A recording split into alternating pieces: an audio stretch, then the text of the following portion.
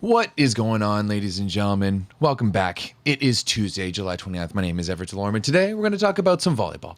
Now, as you might know, Italy is the best team in the world. That's just how it is. Italy is the best team in the world.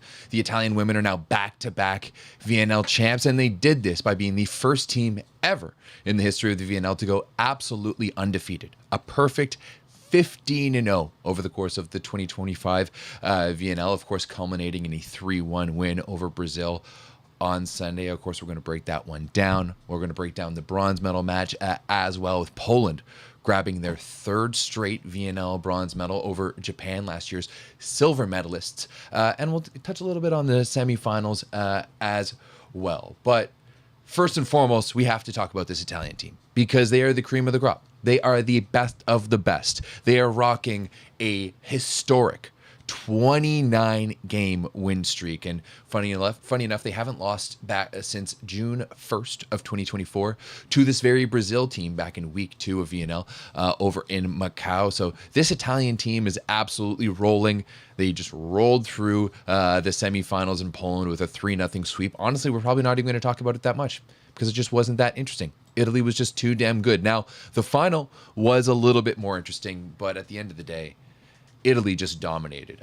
Brazil managed to steal the first set with just a few really clutch plays at the end, paired up with a few Italian errors, right? A few uncharacteristic errors, a few big plays at the end of the first, and Brazil managed to take away with one quickly. Now, I didn't watch the match originally live. I was tuning in here and there on my phone. I was enjoying the nice weather here in Toronto, out in the park on a Sunday afternoon, but I did come back and watch it again later. And you could tell, though, that Italy was just kind of probing. They're trying to find their legs on their own. They're trying to get into their momentum. Set number 2, everything was way different. Everything was much different. Italy was making it so difficult for Julia Bergman to do anything. They were just putting so much pressure on her, which honestly makes a lot of sense as a game plan. And the reality is that when this Italian team starts running, they're really starting hard to catch up with. They just execute so much of their gameplay so well. Their game plan isn't so it's not really out there, right? It's not the most intricate, let's say, but they execute it really, really well. And it stems around a few core pillars. I think their blocking is a big piece, especially when you saw in the fourth set when they were really trying to separate themselves. They relied on their blocking. They relied on Antropova to get a few more. I think it was Far or Denesi. I can't really remember, but that separation that created that 3-point gap all came from blocking, and it allows them to just really play patient, right? Because their blocking is so good, they can set up their defense really well. They make it difficult for other teams to score, and then they just play patient until they can find their chances to score. The other pillar that Italy is really relies on is their two pillars of ball control in Moki and Oro, right? Moki just controls everything in that back row. There's no free ball falls, anything defensively she's going to be picking up, and there's just such a confidence with that team that the first touch and the second touch are going to be taken care of, right? At all times. And now Brazil needs to play really aggressive to be able to play with Italy, and that's kind of what we saw in this game. Unfortunately, it was a really bad game for Gabi. It honestly might have been one of the worst games that I've seen Gabi play in a long time. Like, she just didn't seem really to be at her stage like we've seen her with Brazil like last year or with Vakifbank throughout this one. And on the other side of the net, I wouldn't say that Italy was rolling all over the place like a Gonu. I don't know if you would say that she struggled, but she didn't have her best game. Ended up getting subbed out in the third for Antropova, who was lights out in the third. I mean, she had 16 points in the coming off the bench in the third, in the second and fourth alone.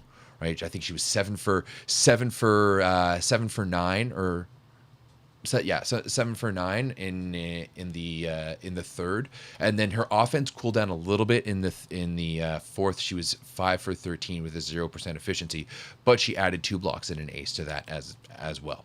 So Italy was just out there dominating on all sides and really Brazil needed to be so aggressive to be able to keep with them. And now Gabi wasn't having one of her best days. She just did end with 15 points, but overall was a 10 for 38 and a 0% efficiency. She added 4 blocks, but still, those are very un-Gabi like numbers. And without Anna Cristina, who went down with injury, they just really didn't have another outlet. I thought Julia Bergman did an all right job. She stayed away from the unforced errors with none. Like, her efficiency was way better than Gabi's, but still a little bit of difficulty to put the ball away, right? 7 for 17 overall, but she did add 5 blocks while also, am I looking at the right numbers here?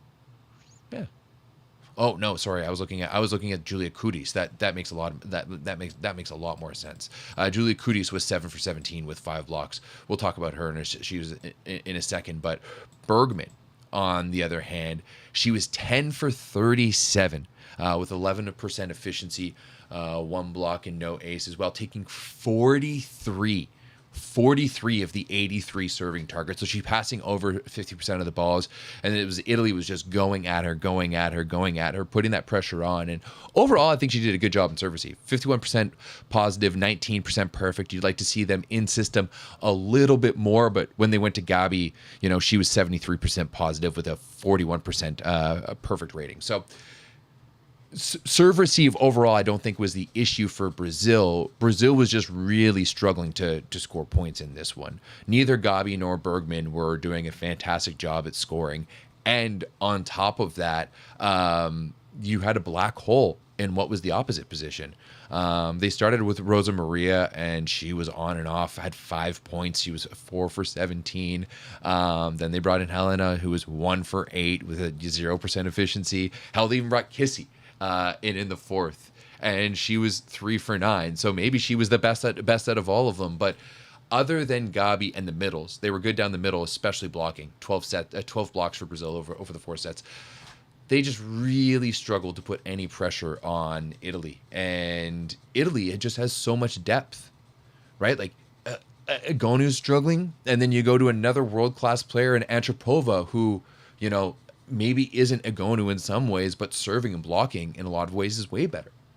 You see DeGradi go down with an injury in the match, and then you're bringing in a young Nervini, and she was awesome. Like, her passing numbers were fantastic throughout this match. She was really solid. She did what she needed to be. Of course, I haven't even talked about one of the Dream Team members here in Miriam Silla, who was absolutely fantastic in this match.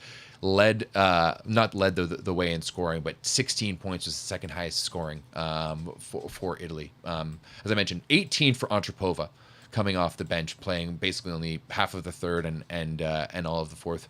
16 for Silla and 12 for Agonu.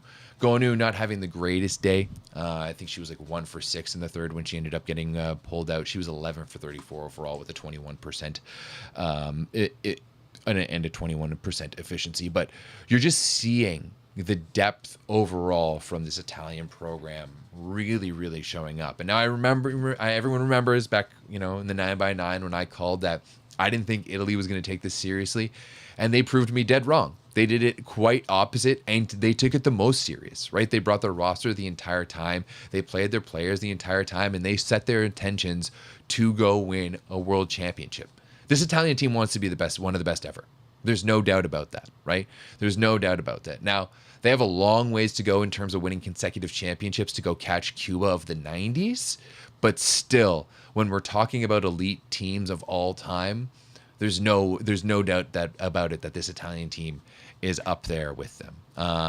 And on the other side of the net, when when you're looking at Brazil's situation is a little bit different because they're not necessarily a complete team. You're seeing not necessarily some changeover. You're missing a few different pieces, like Nieme as the libero, but especially without Anna Cristina, they're still figuring some things out. Let's remember, like, Anna Cristina is young. Julia Bergman is young. This is a young overall Brazilian team. I think adding another young Julia Kudis this year, who is one of the biggest breakout stars in the VNL, is absolutely massive. But Brazil needs to find they need to find an opposite who can put the ball away. Everyone thought it was going to be Rosa Maria, but she really struggled over the course of these finals and struggled to score some points. Like I know they have Lorena as well to go to. Like they have a few different options, but nothing seems to work. And then their setting was another issue for me as down the stretch. It was just wasn't as strong as what I thought it could be. Where is my Brazil? Over the course of the stretch, but overall, I mean, Brazil has to be wondering what they need to do, because they now have the most VNL medals on the women's side. They have 4, but no golds, only silver. Always the bridesmaid, never the bride, which is wild because it seems like all of Brazil's success left with the Grand Prix. Right. And last time Brazil won a major international event, that's Olympics, that's World Championships, VNL, something like that. You have to go all the way back to 2017 when they won the Grand Prix, which is wild because from 2004 to 2017, Brazil won 9 of the 14 Grand Prix. Right. When you go onto the Wikipedia page and look at all of the everyone who's won Grand Prix, it's all Brazil. All Brazil, which was wild. And then you switch over to the VNL, and now they can't win anything. They can't win anything anywhere, right? They can't win World Championships. They can't win Olympics. They can't win VNL. We're not going to count South American Championships. Honestly, if I'm being really honest, the European Championships is the only zonal competition that I will consider a major accomplishment. Nothing else matters. If we started doing a Pan Am for North and South America, that would be a different story. But, yeah, just reading some of your comments here in the chat. Maurizio, I fully agree. I don't think Velasco is afraid of anything as well. I don't think there's one team in the world that Italy can look at and be like, oh, they actually scare us. I think Brazil is the closest thing. If Italy is playing their game, if Italy is playing the way they want to, if Italy is playing at 90%, they don't even need to play at 100%. They're the best team in the world right now. No doubt about it. If they have that intentionality and that focus, they're perfect. And I think that sense of calm really stems from Velasco. Even the few times that they're down or they're struggling or something like that, and he calls a timeout, it's very calm. It's very easygoing. It's giving a lot of information to and tweaking gameplays and stuff like that. So, yeah, there's no doubt about it that I think right now Italy is the #1 team in the world, and this Brazilian team is pretty damn good as well. And it's going to be really interesting to see once a few of their players grow a little bit more, and once they have their entire roster, where we're going to be in 4 years' time. Right now, the other team that we're going to have to talk about here is the bronze medal match, and Poland taking this bronze medal match. I'm not going to say easily, but let's just say that they didn't have necessarily the team that they were expecting on the other side of the court. And that's not saying that they weren't expecting Japan to be there. It just wasn't the Japan that we were expecting. To put it into perspective, when I tell you Poland versus Japan, you would think in general that Poland would be making a few more errors. Well, one team made 45 errors overall, and that's serving and attacking errors. One team made 24. And the team that made 24 won, right? Japan made 45 errors, 31 offensive errors in this match, and they just absolutely looked gassed. Mayu Ishikawa looked gassed. Yoshino Sato looked gassed. Wada looked gassed. Seki's setting was not where it was supposed to be. And still they went out there and put out a pretty decent performance. I thought that they were a really, really steady team and one of the best teams over the course of the tournament. But there was no doubt in this match that Poland deserved to win, right? And that Poland was the better team, and they played their brand of very steady volleyball. Now, does it help the fact that they had 10,000 fans behind them, where once again, Poland did an amazing job hosting the finals? My only criticism is why didn't we have chairs right up against it? Like that video board that was on the ground was cool, like really good use of space, and I guess, but I'd rather see chairs on it. I'd rather see fans right up. Like you even had that last week in Gdansk with the chairs right behind it for the men's week 3. So I'm not entirely sure they're looking for there. But overall, amazing finals, amazing crowd. Poland volleyball, you guys are the best right now. No doubt about it. But for the women in Poland, Stysiak led the way with 18. She was 16 for 39 with a 31% efficiency, and they just played overall really, really steady volleyball. They really leaned on their strengths, right, which was their blocking. Their blocking was unreal in the first, really let them down in the second when Poland won, or when Japan won, sorry, and then really came back strong in the third and fourth. 15 blocks overall, including 8 for none other than Lethal Barbie, and that's 2 VNL bronze medal matches in a row where Lethal Barbie has got 8 blocks. She also had 8 kills for 16 points overall. She was 8 for 13 with a 38% efficiency. I love watching her play. I really do. She might be one of my favorite. Actually, no, like hands down, she is my favorite women's middle of all time. Just the way that she plays. She actually like approaches. I don't want to say she's one-dimensional because she's not. She does what she does really, really well, which is block and attack. But she's not really running that many routes.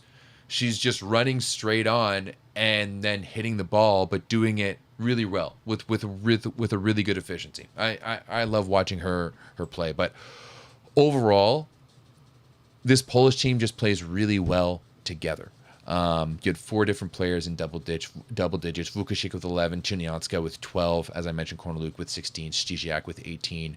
Jurczyk, even as well in the middle, was sitting right on the cusp with 9. And you guys all know how we feel about her. She was 4 for 6 in attacking with 5 blocks as well. So this Poland team played exactly as we expected them to and took advantage of it, right? I would like to see maybe some young blood come up. I mean, we saw Damaska come up in the semifinals and really help push them through. But overall, this Polish team did really, really well. And I think that realistically, this game could have been better if Japan was a little bit deeper. Like especially on the left side, the fact that they're going to an 18-year-old Akamoto as their OH3 is not concerning, but also just not. You need a little bit more. And then I see it in the stats, the things too that they do need. Like they need a reliable right side hitter. They need a reliable backup setter. They just need some more pieces all around, especially like when Wada really struggled in this one. She was 8 for 28 with a -7 efficiency, but they couldn't really take her out because they didn't really have anyone for her. Like Shimamura ended up leading them in scoring with 15 points. She was 13 for 24 with a couple of blocks added on to that. So Japan is really, really good when they're playing their game and they're up at their level, and at that level they can play with anyone and they can really put a scare into almost everyone, right? Well, there's only 3 teams in the VNL that went to 5 with Italy this year, and Japan is one of them, right? So Japan is that can play on that really high level, but it's just the depth of this team right now that I think holds them back a little bit. But I think if you're a Japanese fan and if you look at how this team has answered after losing Serena Koga, watching those matches from last year, you would have thought that this team was Koga and Koga only. And seeing how the rest of the squad has really come up to basically stay at par. Last year they got silver. This year they got 4th, but still be in that upper echelon, in that upper group, and being in the elite of this group and winning that big match over Turkey. Yeah, like I think that this team has a lot to be proud of, and Ferhat Akbas really shut a lot of people up. He really did, including me. So I'm here smiling about it because it was kind of awesome to see, and I got to meet him in the process and talk to him. And obviously, as you saw, my opinion changed quite a bit. But there's still a lot of work to be done with just Japanese team, and there's a few more pieces that they're going to need. Right, as I said, they're going to need a little bit more depth on the left side. They're going to need a little bit more depth on the right side. And they're going to need a little bit more depth in the setting position too. but all the pieces are telling us that this Japanese team is for real, and it's going to be really interesting to see where they can grow to. Because remember that the Women's V League is growing and getting more prominent, just like the men's. Maybe not at the same rate and at the same scale, but there's growth there too. So the next 4 years, I think, of Japanese volleyball, men's and women's, is going to be very, very interesting. I don't really want to talk about the other the Italy-Poland semifinal all that much, because it was just kind of boring. I honestly almost did a watch along for it, but I just didn't. I didn't want to, and I'm glad I didn't. I mean, it was just 3 up, 3 down. Italy just kind of dominated. But as we suspected, the Japan-Brazil semifinal was an absolute banger. Just a back and forth banger of two teams who play somewhat similar styles. Like the Venn diagram is definitely overlapping in a lot of ways, but also just come at it from a much different perspective. Japan is so much more aggressive, and of course they can be because they're a little bit more physical than Japan, whereas Japan can execute so well. But I mean, Gabi was outstanding with 25 points. Julia Bergman as well comes in with 24. Wada really gave everything that she could in this one, and just had nothing left in the tank to take on Poland in the semis. She was 19 for 44.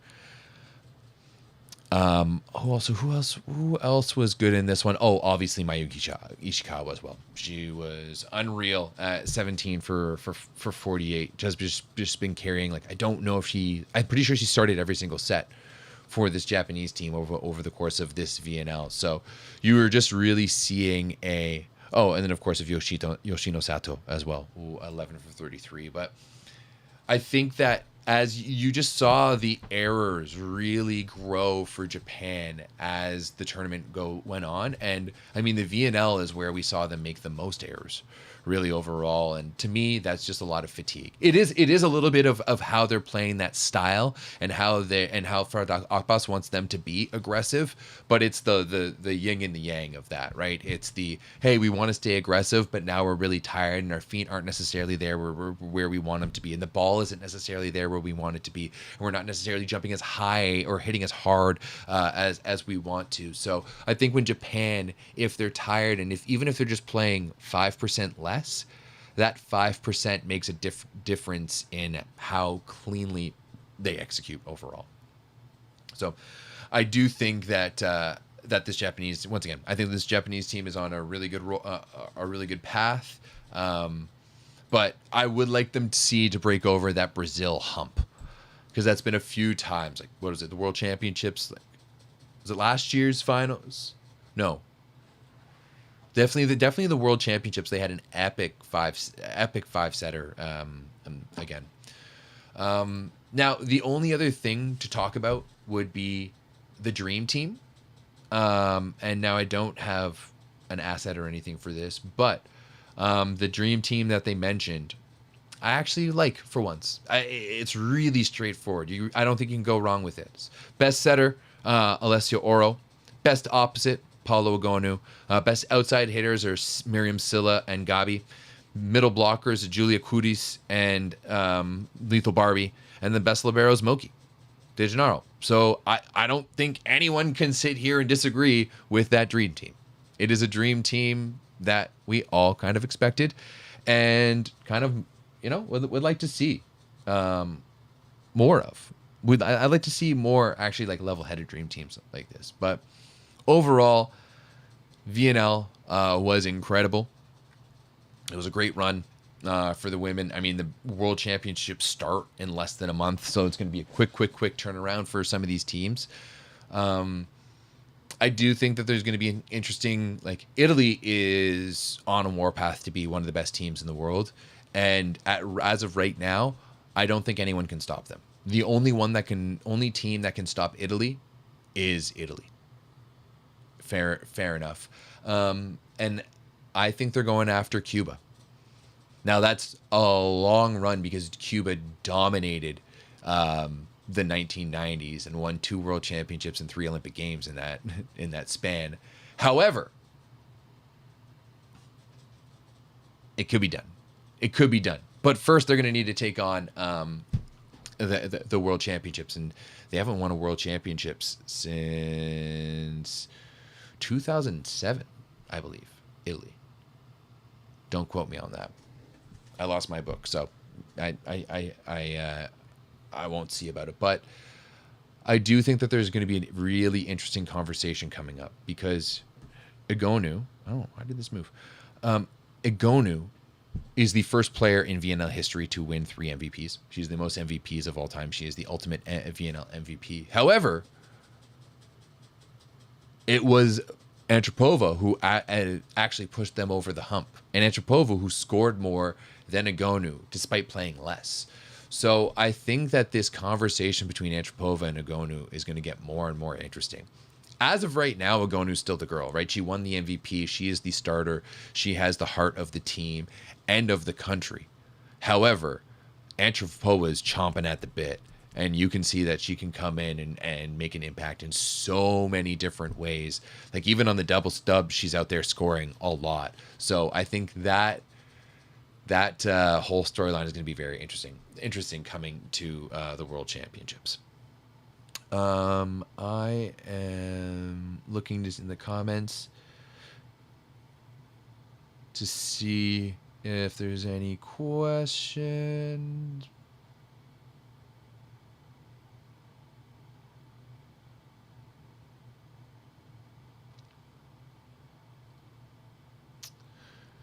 But all right, everyone, thank you very much. I might be back later today for a bit of a men's preview. We will see. I had a few other things to do, but yeah, men's finals get started tomorrow, and women's world championships get started shortly as well too. Hope you're all having a great day, and I love you all. Bye. Moki was the MVP. I thought I saw this.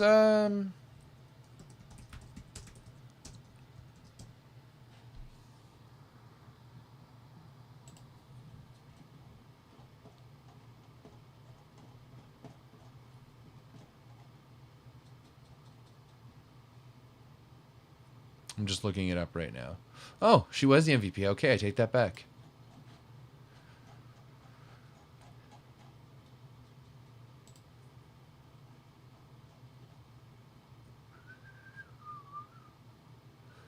Oh, they 100% changed that on Wikipedia yesterday. On your Wikipedia, it said that it was Paolo Egonu. So, that's my defense. But love you all. Bye.